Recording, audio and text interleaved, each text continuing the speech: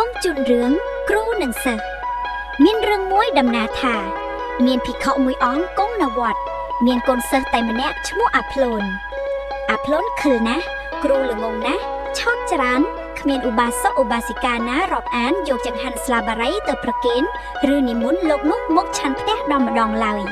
លោកនោះក្រលំបាកពន់ពេកតែលោកមានដំរីមួយថ្ងៃមួយលោកនោះពិចារណាថា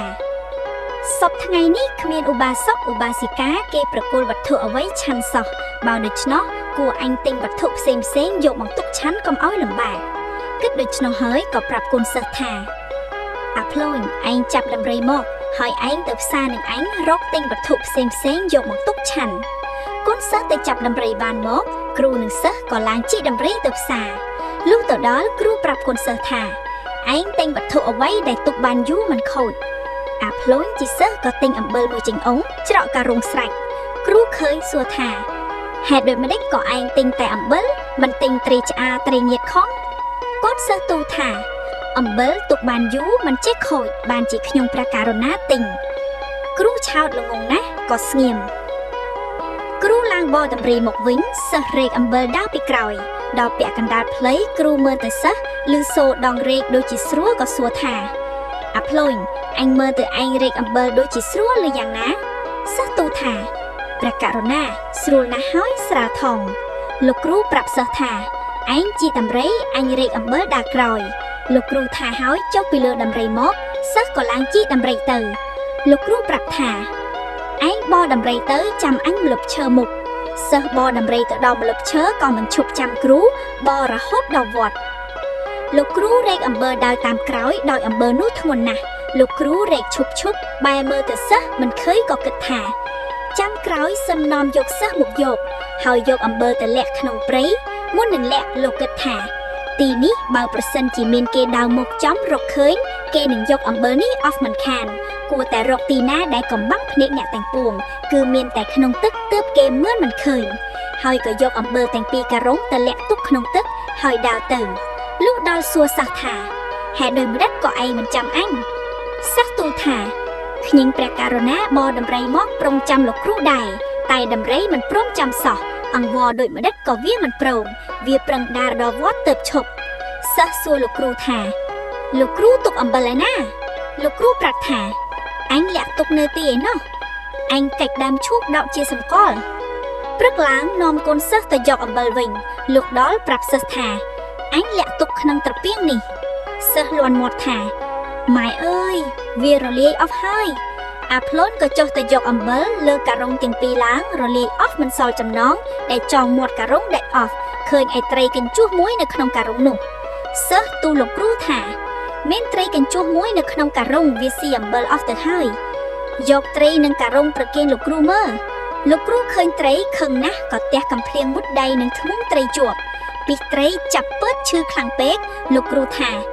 ឯងចាប់ត្រីដកធ្មង់វាឆាប់ឌីបិទអញឈឺណាស់សិស្សក៏ចាប់ដកទៀងស្ទើរតែមិនរួចលុះដករួចឈាមហូរជាខ្លាំងពីត្រីរៀបតែឈឺខ្លាំងឡើងលោកគ្រូនាំកូនសិស្សទៅវត្តវិញយកទាំងការុងនិងត្រីកញ្ជុះទៅផងដល់ទៅវត្តប្រាប់កូនសិស្សថាអាភ្លូនឯងដាំបាយមួយឆ្នាំងអាំងត្រីកញ្ជុះនេះឲ្យឆ្អិនជាឆាប់ឯងនឹងឆាន់លុះពីអន់ចាប់ពើតលោកគ្រូក៏សំងុំសឹងលក់ទៅហើយឯអាភ្លូនក៏ដាំបាយអាំងត្រីឆ្អិនហើយបរិភោគអស់ទុកតែបាយមួយពំនួកនិងឆ្អឹងត្រីក្នុងចានគ្របតែវាគ្របមិនឲ្យចិត្តលោកគ្រូភ្ញាក់ឡើងប្រាប់សិស្សថាឯងយកបាយនិងត្រីមកឆាន់អាភ្លូនក៏ធ្វើជាកិរិយាដូចជាទៅយកបាយប្រគេនលោកគ្រូចេញមកវិញទូលថាបាយនិងត្រីរុយស៊ីអស់ទៅហើយនៅសល់តែមួយពំនួកនិងឆ្អឹងត្រីលោកគ្រូជឿអេតសង្ស័យដោយឆោតល្ងងណាស់ក៏ឲ្យរំពាត់ផ្ដាយមួយមកសិស្សថាឯងវៃរុយកុំឲ្យវានៅលើកុដិអាភ្លូនជាសិស្សក៏វៃរុយមិនឈប់គ្រានោះមានរុយទុំច្រមុះលោកគ្រូវៃទៅមិនត្រូវរុយត្រូវច្រមុះលោកគ្រូបែកឈាមហូរជាខ្លាំង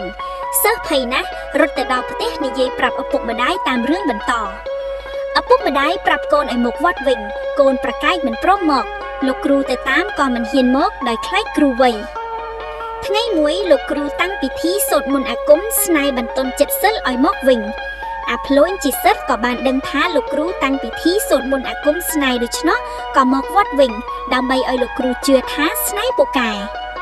លោកប្រ ព្រឹកឡើងសិស្សដាំបាយធ្វើម្ហូបស្រេចទូលថាចង្ហាន់ឆ្អិនហើយលោកគ្រូថាបើដូច្នោះឯងលើកយកឲ្យអញឆាន់អាភ្លើងក៏លើកយកមកប្រគេនធ្វើជាមើលមិនឃើញដាក់ថាសសួរទៅលើក្បាលគ្រូស្រែកថាអាភ្លើងហេតុដូចម្នេះក៏យកថាសមកដាក់លើក្បាលអញសិស្សទូលថាខ្ញុំប្រកាសរណាមើលមិនឃើញលោកគ្រូងាកចេញអាភ្លើងក៏ដាក់លើក្បាលគ្រូទៀតលោកគ្រូថាឯងដាក់ថាសលើក្បាលអញទៀតហើយសិស្សថាខ្ញុំប្រកាសរណាសុំទោសព្រោះមើលមិនឃើញលោកគ្រូជឿថាអញរៀនស្នេហ៍ពូកែប្រកបឥឡូវអញកុហកវាថាតាំងពីធីមុនអាគមបំបាំងខ្លួនវិញក៏ជាពូកែគេមើលមិនឃើញប្រកបមែនគួរតន្ទិញឲ្យចាំកុំឲ្យភ្លេចអាភ្លើងលុះប្រគេនចង្ហាន់លោកគ្រូឆាន់រួចហើយវាលើកមកបរិភោគខ្លួនវាថ្ងៃក្រោយមានឧបាសកគេនិមន្តលោកគ្រូទៅឆាន់ឯផ្ទះអាភ្លើងទូលថាបើលោកគ្រូនិមន្តទៅឆាន់ផ្ទះគេកុំស្លៀកស្បង់ឲ្យចាខូចอึดអំពើឃ្លុំតែជីពបានហើយគេមើលមិនឃើញទេឌីបាត់លោកគ្រូចេះមុនអាគមបំបាំងខ្លួនពូកែនរណានឹងមើលកេតខ្មាក់លោកគ្រូជឿក៏ធ្វើតាមពាក្យសិស្សលុះព្រឹកឡើងលោកគ្រូប្រាប់សិស្សថា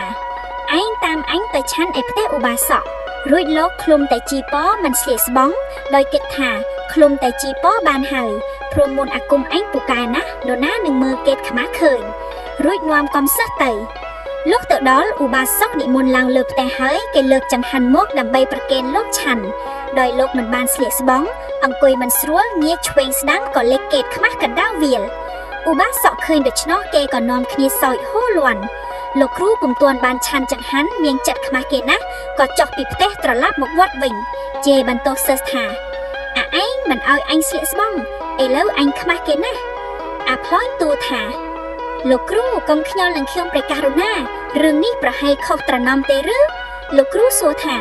ឯងឃើញអញខុសត្រណំដូចម្ដេចអាភ្លើងសួរថាការលោកគ្រូនិមន្តទៅឆាន់ផ្ទះឧបាសកនិមន្តទៅផ្លូវណាលោកគ្រូប្រាប់ថាអញកៅទៅចេញផ្លូវកើតអាភ្លើងថាអូច្បាស់ជាលោកគ្រូខុសត្រណំហើយថ្ងៃមុនលោកគ្រូប្រាប់ខ្ញុំព្រះករុណាថាបើរៀនមុនអាគមទាំងពូត្រូវតែតមស៊ីផ្លែស្ទៃសួរបីតែមួយក្រោមដីស្ទៃក៏មិនបានដែរវាសាបមុនអាគមឥឡូវលោកគ្រូមួយក្រោមដើមស្ទៃបានជាខុសត្រណំសាបអាគមអស់ហេតុនេះបានជាគេឃើញកេតខ្មាស់លោកគ្រូបានស្ដាប់ដូច្នោះហើយក៏ថាអូអាភ្លូនអញភ្លេចតមបានជាយ៉ាងហ្នឹងឯងថានោះពិតប្រកបហើយលោកគ្រូនោះដោយឆោតល្ងងក៏ជឿជាក់ឥតសង្ស័យតាំងពីនោះមកអាភ្លូនជាសិស្សនៅបម្រើគ្រូដោយសុខសប្បាយសូមអរគុណពុកម៉ែបងប្អូនដែលតាមដានរឿងតាំងពីដើមរហូតដល់ចប់